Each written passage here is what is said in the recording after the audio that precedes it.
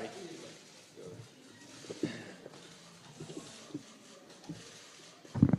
Afternoon. This is the American Health Care Act. It's been a long time in coming. This bill, the American Health Care Act, it keeps our promise to repeal and replace Obamacare. It delivers relief to Americans fed up with skyrocketing premiums and fewer choices. It moves us away from the broken status quo toward a better, patient-centered system. That means lower costs for hardworking families. It means more choices and competition so that you can buy the plan that you need and that you can afford. It means greater control of your health care. As you know, this is the culmination of years long of an inclusive process that we've been doing here for years. Last June, as part of our Better Way agenda, we put forward our vision for health care. After the election, we began to work with our counterparts in the Senate and with the Trump administration on this plan. I want to thank President Trump. I want to thank Vice President Pence, and I want to thank Secretary Price for their support and their hard work in getting us to this repeal and replace point. I also want to thank Chairman Brady, who's going to be joining us in a minute, and Chairman Walden for their leadership. Now this bill will go through the regular order process in the House. As it does, I encourage all Americans to read this bill online at readthebill.gop. Go online and read the bill at readthebill.gop. Doing big things is never easy, but we have made a promise, and we're going to keep that promise. We made a promise to repeal and replace Obamacare with conservative solutions and reforms. That is exactly what this bill does, and that's why we're here. Thank you. Well, I do want to echo a couple things that the Speaker said. I do want to thank the President. I do want to thank the Vice President. I do want to thank our new Secretary, Tom Price, as well. If I just listened to the President meeting with the Deputy Whip team, he said he was proud to support this new bill. Why? Because of the years of work that has gone into it. We know why we are here today. Because Obamacare did three essential points. One, it created exchange. Well, we all know the history of what's happened to that. The failures, the companies pulling out, and now you have 1/3 of the entire country, 1,022 counties, with one only health care provider.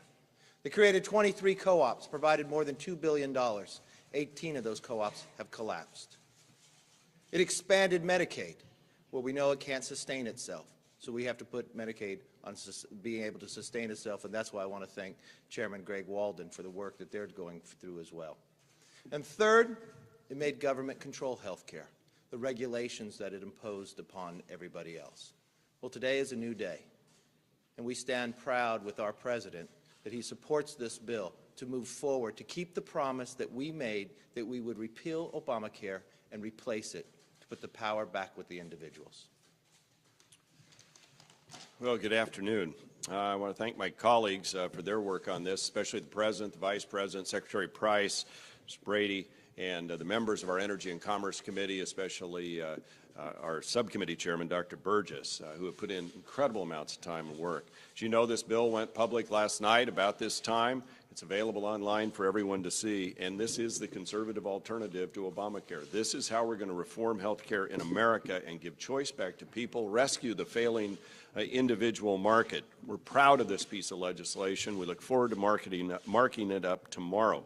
Remember, we made a promise to the American people that we're going to keep it right here, right now, by repealing Obamacare and replacing it with something that will work for them. But remember, this is just the first step. This is just the first step. This legislation begins the process of transforming the health insurance market. It also amounts to the biggest entitlement reform since Bill Clinton signed welfare reform into law, because we're going to restore to the states authority that's been taken away from them, make them have to not come here to Washington and ask some bureaucrat for permission to do everything, and instead allow them to innovate, to be creative, to get their hands around patients who need their help the most, and to best use those dollars. And with Medicaid, it amounts to a per capita allotment. So they'll know what they can expect. It works for them. We've worked closely with the governors. So tomorrow at 11 or 10:30, we'll kick off our markup. We'll begin this process in an open and transparent way. But let me say again, look, We're going to make sure that those who have pre-existing conditions continue to get health care and health insurance. We're going to make sure that there are no lifetime caps, and we're not going to kick your kids off their plans until after they turn 26. We'll help you kick them out of the basement, maybe, but not off their health insurance. This is important work we're doing. We look forward to moving forward on it and to providing the rescue for the individual market and relief to the states and help to the people that sent us here to get this job done. Well, I think Mr. Brady's still at the White House, so we'll just, we were going to have him go next, but we'll just go to questions. Casey. When Democrats tried to tackle health care, it was a long and very much not easy process, and it was led in the House by Nancy Pelosi, who did a very effective job wrangling her members and getting it done. Are you prepared to do the same thing? I'm prepared to lead our conference to doing what we said we would do in the election. We actually ran on a repeal and replace plan. That's what this is, the repeal and replace plan we ran on. Now I am intent on making sure that we fulfill our promises, but I believe in regular order. I believe in going through the process the way it was meant to go through. We didn't write this bill in my office on Christmas Eve like they did in Harry Reid's office and then jam it through to an unsuspecting country. These committees are writing this legislation. These committees will be marking up the legislation tomorrow, and then it goes to the Budget Committee the next week, and then it goes to the Rules Committee on the floor the week after that, which is regular order. So I'm excited that we're doing this the right way. I'm excited we're doing this out in plain sight. Go to readthebill.gop. What I want to tell my fellow citizens is that the nightmare of Obamacare is about to end. That we are doing what we said we would do in this campaign, which is repeal and replace this awful law that is crashing. Let me say one more thing.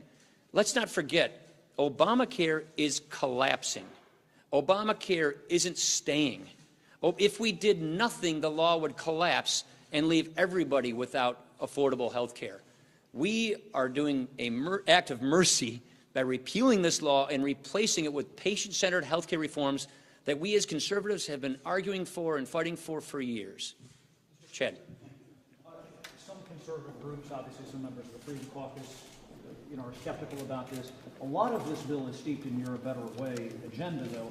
Are those criticisms a repudiation of what you crafted in a better way? I don't think so. Let me just give you a list of what's in here that conservatives should be excited about. Number one, the bill repeals Obamacare.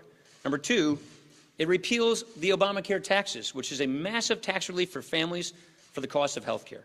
It repeals the Obamacare spending, like the Medicaid expansion and Obamacare subsidies. It repeals the Obamacare mandates on individuals and businesses.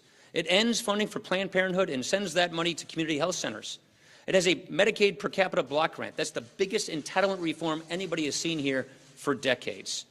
It nearly doubles the amount of money people can contribute to health savings accounts. That is a fundamental part and a crucial part of conservative health care policy. It equalizes the tax treatment of health care. I've been doing conservative health care reform for 20 years.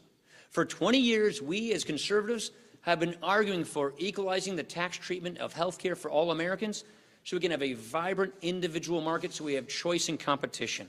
Look, there are two ways of fixing health care. Have the government run it and ration it and put price controls. That's what Obamacare does. That's what the left wants. Or do what conservatives have been arguing for years. Have a vibrant free market where people get to do what they want. They buy what they want. Equalize the tax treatment. Stop the discrimination in the tax code against people who want to go out in a free marketplace and buy the health care of their choosing. This does that. This lowers costs, creates competition, it allows choices. The most important thing that this thing does is it takes power out of Washington, takes power out of the bureaucracy, and puts it back to doctors and patients where it belongs. Yeah. I know you're waiting for the budget office score to come back, but by some estimates, 10 million people could lose their coverage. Is that acceptable to you? Look, what matters is that we're lowering the cost of health care and giving people access to affordable health care plans. Look, the government will always win the war on government-run plans, saying if we mandate everybody buys what we say they have to buy, then the government will always estimate that they'll buy it. I just think that's bogus. That entire premise of that comparison doesn't work.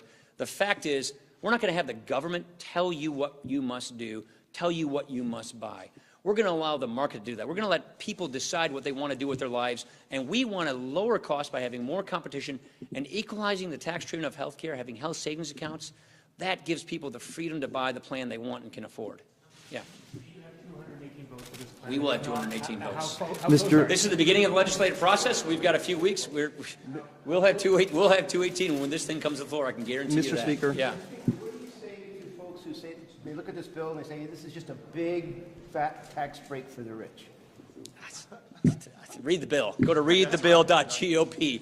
Yeah. That this bill is just the first step, and Vice President Pence said that Yeah. he was open to negotiating on it. How open are you to Well, those kinds of it's conversations? not that this is open for negotiations. What Mike is trying to describe is we envision 3 phases occurring here. So let me describe to you what the 3 phases are. Number 1 is this bill, which we use as reconciliation. As you all know, you can't filibuster a reconciliation bill. So this repeal and replace bill is what we pass through reconciliation. Phase 2, all the regulatory flexibility that the Secretary of HHS has to deregulate the marketplace, to lower the costs and stabilize the market. That's what Tom Price will do. There's something like 1,400 instances in this law that gives the Secretary discretion. Secretary Tom Price, unlike the Obama administration, will use that discretion to bring more market freedom and market stabilization. So that's phase 2. Phase 3 is to pass the bills that we want to pass that we cannot put in reconciliation because of those budget rules. What's an example of that? Interstate shopping across state lines. We love that policy. We think it's critical. But as you well know, you cannot put that in a budget reconciliation bill. Otherwise, it could be filibustered. We also believe in association health plans.